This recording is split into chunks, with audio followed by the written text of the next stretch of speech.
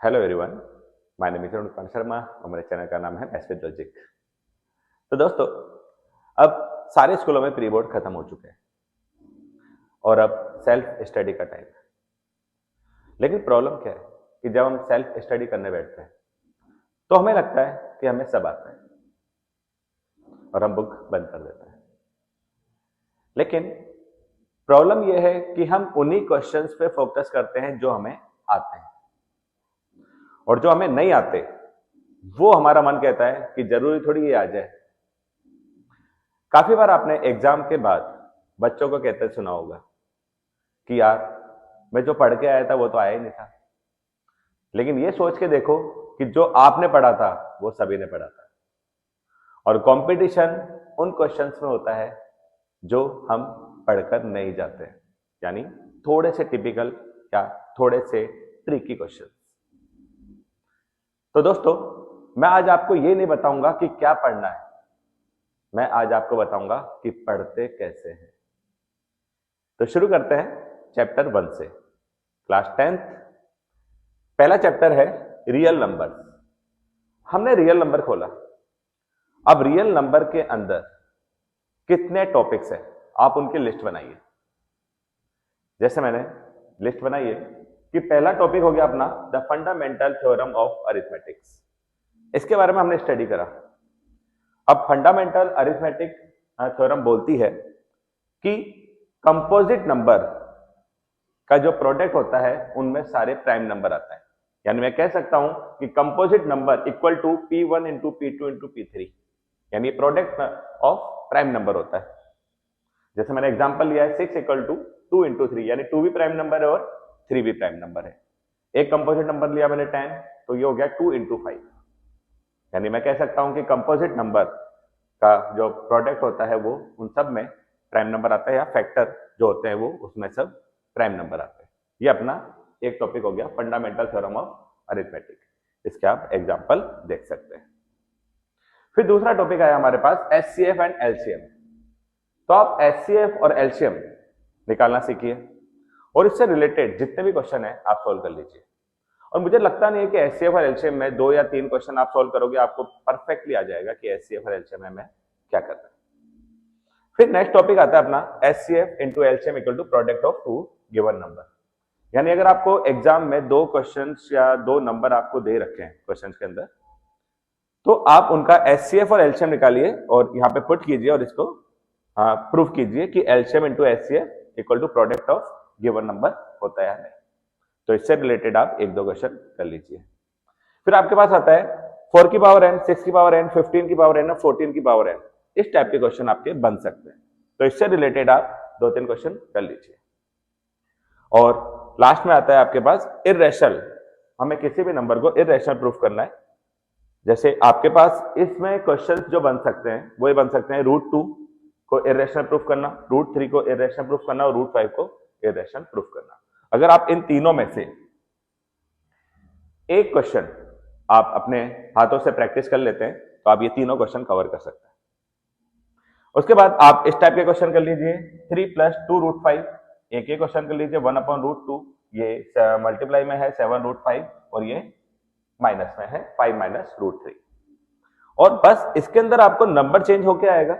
अगर आपने इनकी प्रैक्टिस कर ली, नंबर चेंज होने के बाद आप आराम से कर सकते हो कि ये क्वेश्चन किस टाइप का था, और हमने इन चीजों की प्रैक्टिस कर ली। अब इसके अलावा चैप्टर 1 में क्या बन सकता है, ये सारे क्वेश्चन बन सकते हैं।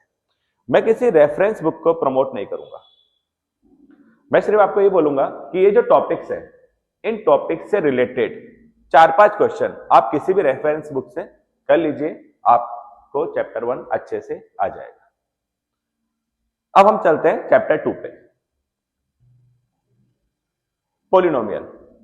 अब इस पॉलिनोमियल में कौन कौन से टॉपिक हो सकते हैं, तो हम वो डिस्कस करते हैं। जैसे पहला मैंने टॉपिक लिया है ग्राफ। तो रफली मैंने यहां पर ग्राफ 3 एग्जांपल लिए ग्राफ के, कि अगर ग्राफ आपका एक्स एक्सिस पर कितनी बार कट रहा है वो आपका नंबर ऑफ जीरोस हो जाएगा। जैसे पहले ग्राफ के अंदर ये ग्राफ जो है वो एक्स एक्सिस पे 2 बार कट रहा है तो नंबर ऑफ जीरो हो गए 2, इसमें 3 बार तो नंबर ऑफ जीरो हो गए 3, इसमें 1 टाइम तो ये हो गया नंबर ऑफ जीरो 1। तो ये क्वेश्चन आपका एमसीक्यू में बन सकता है। सेकंड टॉपिक आता है अपने पास relationship between zeros and coefficient, और ये रिलेशनशिप अपने पास क्या है, alpha plus beta equal to होता है माइनस बी अपॉन ए, और अल्फा इंटू बीटा होता है सी अपॉन ए। तो यहाँ पर अल्फा बीटा अपने पास जीरोस है और ए बी सी यहाँ पर कोफिशिएंट है जो आपको पॉलिनोमियल में गिवन होगा। तो अगर आपको ये क्वेश्चन आता है आपके पास तो आप इससे रिलेटेड क्वेश्चन 2-3 कर लीजिए तो आपको ये कॉन्सेप्ट क्लियर हो जाएगा। नेक्स्ट है आपके पास आपको क्वाड्रेटिक इक्वेशन फाइंड आउट करनी होगी अगर आपके पास जीरोस का सम और जीरोस का प्रोडक्ट अगर गिवन है। तो अल्फा प्लस बीटा और अल्फा इंटू बीटा आपको क्वेश्चन में गिवन होगा, आपको सिर्फ यहां पर वैल्यू पुट करनी है। यहां जैसे आप वैल्यू पुट करेंगे आपके पास क्वाड्रेटिक पॉलिनोमियल आ जाएगा। और दो क्वेश्चन, ये आपका एनसीईआरटी का पोर्शन हो गया, यहां पे आपके पास 2.1 कंप्लीट हो गई और यहां पे 2.2 कंप्लीट हो गई। अब आपके पास आता है एक्स्ट्रा क्वेश्चंस जो किसी भी रेफरेंस बुक से आप सॉल्व कर सकते हैं। तो उसका मैंने दो एग्जांपल लिए। एक एग्जांपल ये है जिसके अंदर आपको क्वाड्रेटिक पॉलिनोमियल गिवन होगा और आपको अलग से दो जीरोस और निकालने होंगे अल्फा और बीटा की वैल्यू यहां पे पुट करके। यानी आपको क्वाड्रेटिक पॉलिनोमियल गिवन होगा, उससे अल्फा और बीटा निकालकर यहां पर वैल्यू पुट करके दो जीरोस और निकालने होंगे, उसे हम अल्फा 1 और अल्फा 2 नाम, अल्फा 1 और बीटा 1 नाम दे सकते हैं। तो अल्फा 1 और बीटा 1 से वापस से आप अल्फा 1 प्लस बीटा 1 निकाल लीजिए और अल्फा 1 और बीटा 1 निकाल लीजिए और इसे इस क्वाड्रेटिक पॉलिनोमियल के अंदर पुट करेंगे तो आपके पास वो क्वाड्रेटिक पॉलिनोमियल आ जाएगा जो इससे बना होगा इन दोनों जीरो। तो इस टाइप के आप किसी भी रेफरेंस बुक से 2-3 क्वेश्चन कर लीजिए, आपका ये टॉपिक क्लियर हो जाएगा। अब आपके पास लास्ट टॉपिक है, if alpha and beta are the zeros of the quadratic polynomial then find करना है हमें alpha cube plus beta cube and alpha cube beta square and alpha square beta cube. ये मैंने एक छोटा सा एग्जांपल लिया है। इसमें आपको क्या करना है, इस टाइप के क्वेश्चन में आपको सबसे पहले पॉलिनोमियल जो क्वाड्रेटिक पॉलिनोमियल गिवन है उससे जीरोस निकाल लीजिए, यानी अल्फा और बीटा की वैल्यू निकाल लीजिए और उसको यहां पर पुट कर दीजिए। आपके पास डायरेक्ट आंसर आ जाएगा कि alpha cube plus beta cube और alpha cube beta square plus alpha square beta cube की वैल्यू क्या हो। तो इन दोनों क्वेश्चंस को आपको रेफरेंस बुक से सॉल्व करना होगा। रेफरेंस बुक में इस टाइप के क्वेश्चन और इस टाइप के क्वेश्चन 2-3 कर लीजिए, आपका टॉपिक क्लियर हो जाएगा। यानी चैप्टर 2 हमारा कंप्लीट हो चुका है। फिर नेक्स्ट चैप्टर आता है अपना चैप्टर 3। चैप्टर 3 अपने पास pair of linear equation in 2 variables. तो हम देखते हैं यहां पर कि इसमें कौन कौन से टॉपिक हो सकते हैं।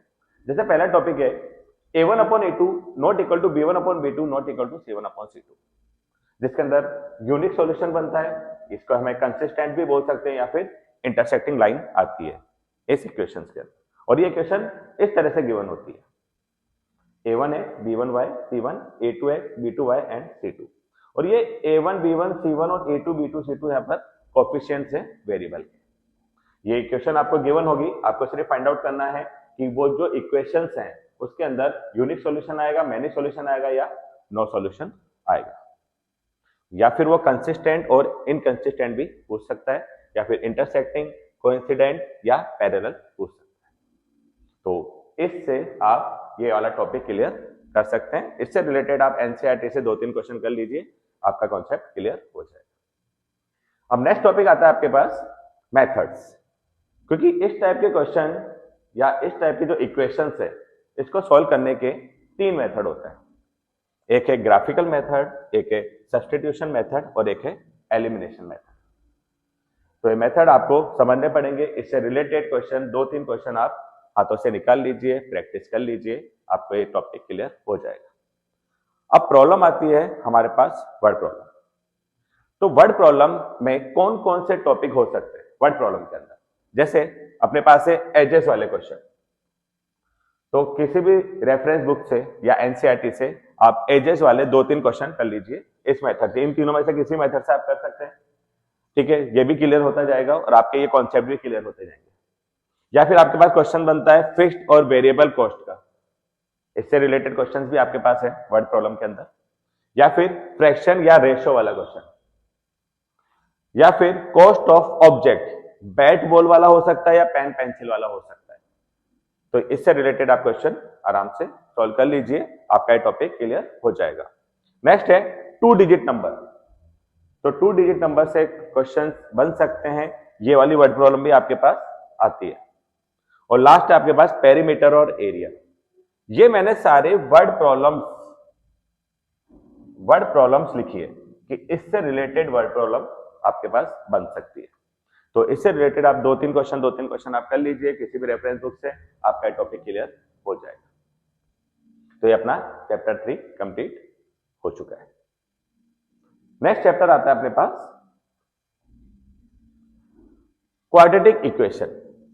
अब हम क्वाड्रेटिक इक्वेशन में देख सकते हैं कि कौन कौन से टॉपिक हमारे पास हैं। पहला टॉपिक है हमारे पास फैक्टराइजेशन मेथड, या हम बोल सकते हैं मिडिल टर्म स्प्लिटिंग। तो क्वाड्रेटिक इक्वेशन को हम इन 2 मेथड से सॉल्व कर सकते हैं, फैक्टराइजेशन से भी और बाय क्वाड्रेटिक फॉर्मूला से भी। और स्प्लिटिंग मेथड आप मेरे ख्याल से 8-9 से पढ़ रहे हैं और आपको ये स्प्लिटिंग मेथड आता होगा। 10th क्लास में ये नया मेथड जुड़ा है क्वाड्रेटिक फॉर्मूला, जो कि होता है x = -b + -b² - 4ac upon 2a। तो इससे रिलेटेड आप 2-3 क्वेश्चन कर लीजिए, आपका ये टॉपिक क्लियर हो जाएगा कि हम क्वाड्रेटिक इक्वेशन से रूट कैसे फाइंड आउट कर सकते हैं। नेक्स्ट है नेचर ऑफ रूट्स। ये भी एक टॉपिक है जिसके अंदर हम कैपिटल डी निकालते हैं, और कैपिटल डी को हम क्या बोलते हैं? डिस्क्रिमिनेंट। ये होता है अपने पास b² - 4ac। ये मैंने यहां पे लिखा है, यहां पे लिख देता हूं d = b² - 4ac अलग से, ये d होता है।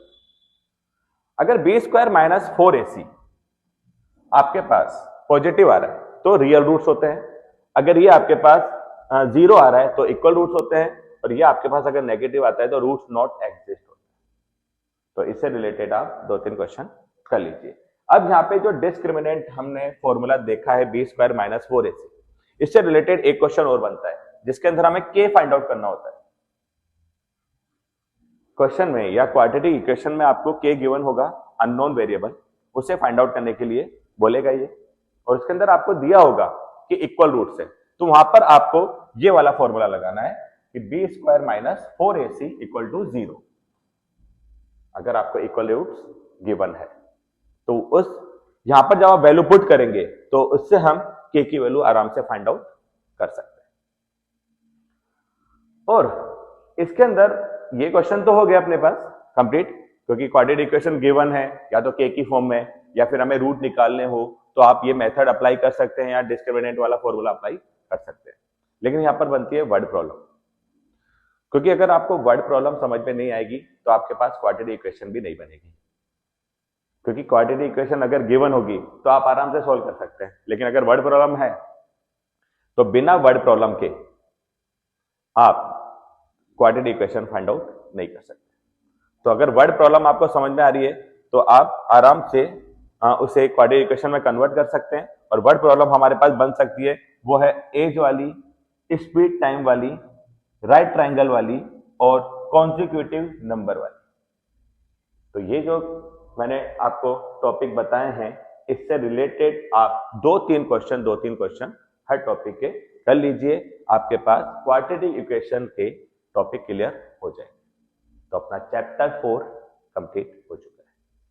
तो इस तरह से आप स्टडी करते रहिए। नेक्स्ट है अपने पास, नेक्स्ट टॉपिक है चैप्टर 5 अरिथमेटिक प्रोग्रेशन। तो अरिथमेटिक प्रोग्रेशन के अंदर कौन कौन से टॉपिक बन सकते हैं, एक बार अपन लिस्ट बना लेते हैं। ऑब्वियसली बात है, ये पूरा जो चैप्टर है वो फॉर्मूला बेस्ड है। अगर हम हर फॉर्मूले से रिलेटेड 2-3 क्वेश्चन कर ले तो ये सारे फॉर्मूले हमारे क्लियर हो सकते हैं। जैसे पहला फॉर्मूला है एपी फाइंड आउट करने का, तो क्वेश्चन में एक फाइंड आउट करना होता है कि एपी फाइंड आउट कीजिए। अगर आपको ए और डी गिवन है तो ए + D, a + 2d, a + 3d, ये आपका एपी का फॉर्मूला। नेक्स्ट है आपके पास ए एन। आपको an फाइंड आउट करना है, तो a plus N minus one into D, यानी आपके पास a गिवन होगा, n गिवन होगा, d गिवन होगा, तो आपको an फाइंड आउट करना है। ये क्वेश्चन घूम भी सकता है, इसमें क्या होता है, कई बार an गिवन होता है, a गिवन होता है, d गिवन होता है, n फाइंड आउट करते हैं, क्योंकि यहाँ पर चार अननोन है अपने पास, an, a, n और d, इनमें से चारों में से कोई भी आपको टर्म्स पूछ सकते हैं। नेक्स्ट है आपके पास an फाइंड आउट करना है। अगर आपको sn गिवन है तो sn माइनस वन, इस फॉर्मूले से आप फाइंड आउट कर सकते हैं। सम का फॉर्मूला, यानी पूरे टर्म्स का सम हम कैसे फाइंड आउट कर सकते हैं किसी भी एपी के अंदर, इससे रिलेटेड फॉर्मूला अपने पास है n upon two 2a plus n minus one into D, n upon two a plus l और n upon two a plus an। तो इससे रिलेटेड आप एक दो क्वेश्चन कर लीजिए, आपको कॉन्सेप्ट समझ में आ जाएगा कि फॉर्मूला हम कैसे अप्लाई करते हैं। और साथ के साथ अगर आप प्रैक्टिस करोगे किसी भी क्वेश्चन की, तो आपको फॉर्मूले भी याद होते जाएंगे। बस ये है कि मैथ्स एक प्रैक्टिस सब्जेक्ट है, आपको प्रैक्टिस करनी ही पड़ेगी। फॉर्मूला याद करके आप हर फॉर्मूले से रिलेटेड एक क्वेश्चन कर लीजिए। एक अपने पास डी का फॉर्मूला होता है, डिफरेंस हम कैसे निकालते हैं, a2 माइनस a1, ठीक है। हाँ, हम यहाँ पर ये देख सकते हैं कि कुछ यूनिक क्वेश्चन होते हैं, डिफरेंट क्वेश्चन होते हैं, कि आप बोलोगे सर फॉर्मूला बेस पे, हमें फॉर्मूला बेस पे तो क्वेश्चन आता है, लेकिन कुछ डिफरेंट क्वेश्चन आते हैं, थोड़े से घूम के या थोड़े ट्रिकी क्वेश्चन आते हैं। तो उन क्वेश्चंस की मैंने थोड़ी लिस्ट बनाई है, एक बार इनकी प्रैक्टिस करना आप। जैसे एक्सरसाइज 5.2 में question number 7, question number 8, question number 11, question number 13, question number 15 और क्वेश्चन नंबर 17 है। और एक्सरसाइज 5.3 के अंदर question 4, question 10, question 11, question 13, question 16, question 18 and question 19। Formula समझने के लिए मैंने क्या करा है, यहाँ पर इनके सारे नेम लिखे हैं। a equal to first term होता है, d equal to common difference होता है, an एंड टर्म होती है, l लास्ट टर्म होती है और sn सम ऑफ टर्म्स होता है। आप प्रैक्टिस करने के लिए एनसीईआरटी काम में ले सकते हैं, क्योंकि एनसीईआरटी में सफिशिएंट क्वेश्चंस हैं एपी के। फिर भी आपको लगता है कि हर फॉर्मूले से रिलेटेड आपको क्वेश्चन और करने हैं, तो आप किसी भी रेफरेंस बुक से 2-3 क्वेश्चन निकाल सकते हैं, आपको चैप्टर 5 बिल्कुल अच्छे से समझ में आ जाएगा। नेक्स्ट चैप्टर लेते हैं हम, chapter 6 triangle. Chapter 6 triangle actually क्या होता है, बच्चा थोड़ा सा इसके लिए फोबिया है बच्चों में कि ट्रायंगल चैप्टर हार्ड है क्योंकि थ्योरम से, लेकिन बेटा जब अगर अपन क्वेश्चंस को समझते हैं और क्वेश्चंस को हम बिल्कुल अच्छे से समझ लिया है, तो वो क्वेश्चन बहुत इजी बन जाता है, चाहे वो थ्योरम हो या प्रूफ वाले क्वेश्चन हो, वो आराम से हमें समझ में आ जाते हैं, बस थोड़ा सा फोकस करने की जरूरत है। अब चैप्टर 6 के अंदर ट्रायंगल्स है, तो इसमें सबसे इंपॉर्टेंट जो चीज है वो है बीपीटी, बेसिक प्रोपोर्शनलिटी थ्योरम। इसका मैंने वीडियो भी बना रखा है, आप देखना। तो बेसिक प्रोपोर्शनलिटी थ्योरम में मैंने एक्सप्लेन किया था कि AD upon BD equal to AE upon AC, या फिर ये बन सकता है AD upon AB equal to AE upon AC. इनमें से कोई भी, ये 4 पार्ट है, इन 4 पार्ट के अंदर से कोई भी अननोन होगा, उसे हम इस फॉर्मूले से फाइंड आउट कर सकते हैं या इस रिलेशनशिप से फाइंड आउट कर सकते हैं। ये क्वेश्चन आपका बन सकता है। जैसे मान लो यहाँ पे इसको x दे दिया और यहाँ पर वैल्यू दे दी, तो अपन यहाँ पर वैल्यू पुट करेंगे, तो क्रॉस मल्टीप्लाई करेंगे, x की वैल्यू आपके पास आ जाएगी, या फिर इसके अंदर से हम फाइंड आउट कर सकते हैं। नेक्स्ट है आपके पास सीबीपीटी, कन्वर्स ऑफ बीपीटी। तो ये भी एक थ्योरम है, इसका भी क्वेश्चन बन सकता है बोर्ड के अंदर। तो आप ये दोनों थ्योरम अच्छे से कर लेना, इसकी प्रैक्टिस कर लेना, तो ट्रायंगल चैप्टर का ये 2 टॉपिक आपके क्लियर हो सकते हैं। क्योंकि कुछ मेहनत हमें भी करनी पड़ेगी, हम सिर्फ रास्ता दिखा सकते हैं, चलना आपको है। तो ये छोटे छोटे रास्ते हैं, इस पे चलिए, आप सक्सेस की तरफ बढ़ते चले जाएंगे। अब इसी का नेक्स्ट टॉपिक है criteria of similarity. Criteria of similarity होता है ए या ए, दोनों में से कुछ भी हो सकता है। अगर बाय ए आप प्रूफ कर रहे हो तो भी वो कंसिडर हो सकता है। ऐसे साइड एंगल साइड और साइड साइड साइड, ये तीनों जो क्राइटेरिया है मैंने यहाँ पे एक्सप्लेन कर रखे, देखिए आप। अगर तीनों एंगल इक्वल है तो बाय ए ये सिमिलर, दोनों ट्रायंगल सिमिलर हो सकते हैं। बाय ऐसे समझिए कि अगर ये ट्रायंगल, इस ट्रायंगल की ये साइड इस ट्रायंगल की इस साइड से, या ये इस ट्रायंगल की ये साइड और इस ट्रायंगल की इस साइड से, अगर दोनों का रेशियो इक्वल है और इन दोनों साइड के बीच में अगर एंगल इक्वल है तो बाय एस से ऐसे दोनों सिमिलर हो जाएंगे। और नेक्स्ट है आपके पास एस एस एस, इसका मतलब है करस्पॉन्डिंग साइड्स का रेशियो। अगर दोनों ट्रायंगल में सेम है तो बाय वो एस एस एस से वो दोनों सिमिलर हो सकते हैं। तो ये तीनों क्राइटेरिया मैंने आपको एक्सप्लेन कर रखा है यहाँ पर, इससे रिलेटेड आप क्वेश्चन कर सकते हैं। हाँ, अब क्वेश्चंस कौन कौन से बन सकते हैं जिनकी हमें प्रैक्टिस करनी है। मैंने आपको बोला कि कुछ ट्रिकी क्वेश्चन होते हैं, कुछ प्रूफ वाले क्वेश्चन होते हैं, कुछ ऐसे क्वेश्चन होते हैं जिनके ऊपर हमें ज्यादा फोकस करना होता है। तो उन क्वेश्चंस की मैंने लिस्ट बनाई है यहाँ पर। जैसे 6.2 में question number 1, question number 4, question number 5, question number 9, question number 10। 6.3 में question 3, question 5, question 6, question 8, question 10, question 12, question 13, question 14, question 15। और यहां पर आप एक एग्जाम्पल 7 भी एक बार देख लेना, एक बार इन क्वेश्चंस की प्रैक्टिस करना। और ये वो क्वेश्चंस हैं जो थोड़े से ज्यादा फोकस करने वाले हैं। तो आप जब ये सारे क्वेश्चंस कर लेंगे और ये टॉपिक आपको क्लियर हो जाएंगे तो आपको ट्रायंगल जो चैप्टर है, चैप्टर 6, बिल्कुल क्लियर हो जाएगा। नेक्स्ट चैप्टर है अपने पास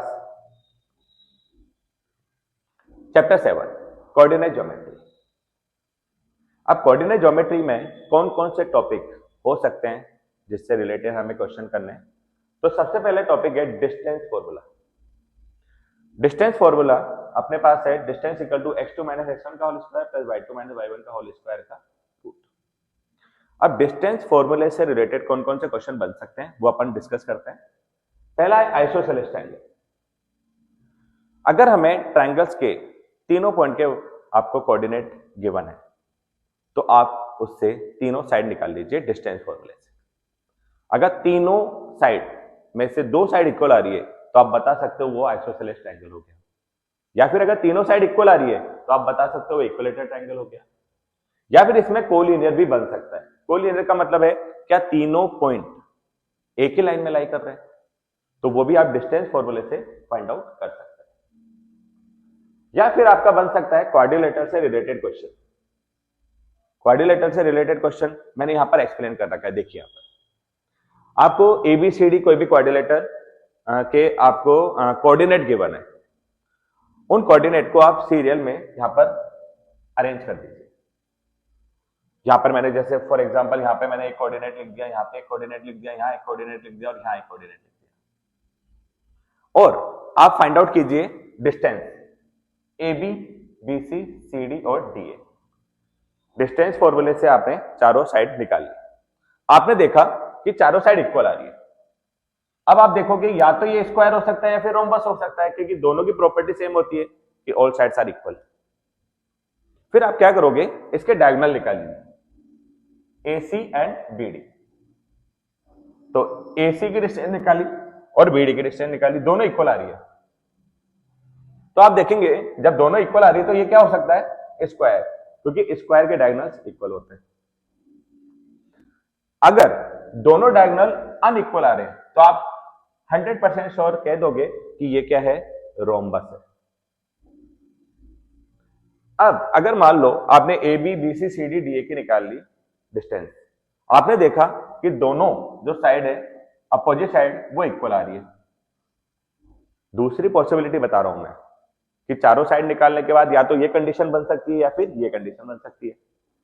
अगर अपोजिट साइड इक्वल आ रही है तो या तो वो रेक्टेंगल हो सकता है या फिर पैरेललोग्राम हो सकता है। फिर आपने डायगोनल निकाले, तो डायगोनल निकालने के बाद आपको पता चला भाई डायगोनल इक्वल आ रहे हैं तो आप श्योर हो जाओगे कि ये रेक्टेंगल है। और अगर डायगोनल इक्वल नहीं आ रहे तो आप श्योर हो जाओगे ये पैरेललोग्राम है। तो क्वाड्रिलेटरल का जो क्वेश्चन है वो इस तरह से बन सकता है। हाँ, एक थोड़ा एक्सेप्शन है कि अगर मान लो क्वेश्चन में आपको चारों कोऑर्डिनेट दे रखे हैं और आपको ये प्रूफ करना है कि ये रोम्बस है, तो आपको सिर्फ चारों साइड निकालनी है। अगर चारों साइड इक्वल आ रही है तो वो रोम्बस हो गया, वहां पे आपको डायगोनल निकालने की जरूरत नहीं है। तो डिस्टेंस फॉर्मूले से आपका ये क्वेश्चन बन सकते हैं। इससे रिलेटेड आप एक एक दो दो क्वेश्चन कर लीजिए, आपका टॉपिक क्लियर हो जाएगा। नेक्स्ट है सेक्शन फॉर्मूला। तो सेक्शन फॉर्मूले से रिलेटेड आप क्वेश्चन कर सकते हैं। इसके अंदर या तो आपको दो पॉइंट आपको गिवन है, उस पॉइंट के बीच में कोई भी एक कोऑर्डिनेट ये पूछ सकता है, या फिर इन दोनों का रेशो पूछ सकता है, m1 m2 की वैल्यू पूछ सकता है, या फिर इन दोनों के बीच में जो पॉइंट है उसके कोऑर्डिनेट पूछ सकता है। तो इससे रिलेटेड क्वेश्चंस आप एनसीईआरटी से कर सकते हैं। और एक फॉर्मूला है मिड पॉइंट फॉर्मूला, तो इससे आप किसी भी लाइन के मिड पॉइंट के कोऑर्डिनेट निकाल सकते हैं। तो जो क्वेश्चन प्रैक्टिस के लिए है, जो ट्रिकी क्वेश्चन है, या फिर आप इससे रिलेटेड जो भी क्वेश्चन आपके बनते हैं एनसीईआरटी के, वो क्वेश्चन मैंने यहाँ पर मार्क किए हैं। जैसे पहला है आपका क्वेश्चन 1। क्वेश्चन 1 के अंदर कोऑर्डिनेट बिटवीन 2 पॉइंट, आपको किसी भी 2 पॉइंट के बीच में एक कोऑर्डिनेट फाइंड आउट करना है, उसका क्वेश्चन बन जाएगा। क्वेश्चन 4 के अंदर आपके पास रेशियो का क्वेश्चन हो जाएगा, रेशियो फाइंड आउट करते हैं अपन इस फॉर्मूले से, सेक्शन फॉर्मूले से। क्वेश्चन 5 के अंदर आपके पास क्वेश्चन 5, क्वेश्चन 6, क्वेश्चन 7 और क्वेश्चन इससे रिलेटेड आप क्वेश्चन डिस्टेंस फॉर्मूले में भी आ जाएगा और सेक्शन फॉर्मूला भी बन सकता है। और लास्ट है क्वेश्चन 3। क्वेश्चन 3 में आपकी केस स्टडी आ सकती है, जिसके अंदर 2 गर्ल है जो भाग रही है और फ्लैग लेकर, और उसके कोऑर्डिनेट आपको फाइंड आउट करने हैं, उनकी डिस्टेंस आपको फाइंड आउट करनी है, और उनके बीच में भी एक गर्ल भाग रही है तो उसके कोऑर्डिनेट आपको फाइंड आउट करने होंगे। तो ये ज्यादातर क्वेश्चन हो सकता है आपके प्री बोर्ड में या हाफ वेले में आया होगा, ये क्वेश्चन केस स्टडी का बन जाता है। तो आप इससे रिलेटेड ये क्वेश्चंस कर लीजिए, आपका चैप्टर 7 बिल्कुल क्लियर हो जाएगा। तो दोस्तों आज मैं चैप्टर 1 से लेकर चैप्टर 7 तक आपको एक्सप्लेन कर रहा हूं ये सारे टॉपिक्स। तो इन टॉपिक्स की आप तैयारी कीजिए। आप अगर एक दिन में एक चैप्टर भी करते हैं तो आराम से आपके सारे चैप्टर क्लियर हो सकते हैं topic wise. Topic wise chapter पढ़ने से हमारे पास नॉलेज आती है। हम हमेशा ये फोकस करते हैं कि ये क्वेश्चन आएगा या ये क्वेश्चन नहीं आएगा, कभी भी हम एक्सीलेंस की बात नहीं करते, जबकि आपको पता है कि एक्सीलेंस अगर आपके पास है तो सक्सेस हमेशा आपके पास होगा। और उसके लिए आपके पास होनी चाहिए नॉलेज, क्योंकि नॉलेज से परसेंटेज भी बन सकती है, नॉलेज से फ्यूचर की तैयारी भी हो सकती है, और नॉलेज से आपको हर चीज प्राप्त हो सकती है। तो दोस्तों नॉलेज के लिए पढ़िए, परसेंटेज अपने आप आपकी बन जाएगी। तो दोस्तों आज मैंने आपको चैप्टर 1 से लेकर चैप्टर 7 तक टॉपिक वाइज स्टडी कैसे करते हैं वो एक्सप्लेन किया है। नेक्स्ट वीडियो के अंदर मैं चैप्टर 8 से लेकर चैप्टर 14 में क्या क्या टॉपिक बन सकते हैं वो मैं एक्सप्लेन करूंगा। तो ये टॉपिक वाइज स्टडी करने का तरीका अगर आपको पसंद आया तो लाइक कीजिए, सब्सक्राइब कीजिए, अदरवाइज सजेस्ट कीजिए। और मेरे चैनल का नाम मत भूलिए, मेरे चैनल का नाम है मैथ्स लॉजिक, क्योंकि इस दुनिया में ऐसे ही कुछ नहीं होता है, हर बात में लॉजिक होता है। तो दोस्तों बोर्ड एग्जाम है, और बोर्ड एग्जाम के लिए एनर्जी चाहिए और मोटिवेशन चाहिए और फोकस चाहिए, क्योंकि आपकी परसेंटेज के ऊपर सबकी नजर है, आपके पड़ोसियों की, आपके रिश्तेदारों की और आपके गांव वालों की। तो वो जोश और वो एनर्जी के लिए आज मेरे पास एक कविता है जो मैं आपको सुनाना चाहूंगा। तू अपनी खूबियां ढूंढ, कमियां निकालने के लिए लोग है ना। अगर रखना है कदम तो आगे रख, पीछे खींचने के लिए लोग है ना। सपने देखने के हैं तो ऊंचे देख, नीचा दिखाने के लिए लोग है ना। तू अपने अंदर जुनून की चिंगारी भड़का, जलने के लिए लोग है ना। प्यार करना है तो खुद से कर, नफरत करने के लिए लोग है ना। तू अपनी अलग पहचान बना, भीड़ में चलने के लिए लोग है ना। तू कुछ करके दिखा दुनिया को, तालियां बजाने के लिए लोग है ना। तो दोस्तों फिर मिलेंगे हम नेक्स्ट टॉपिक के साथ।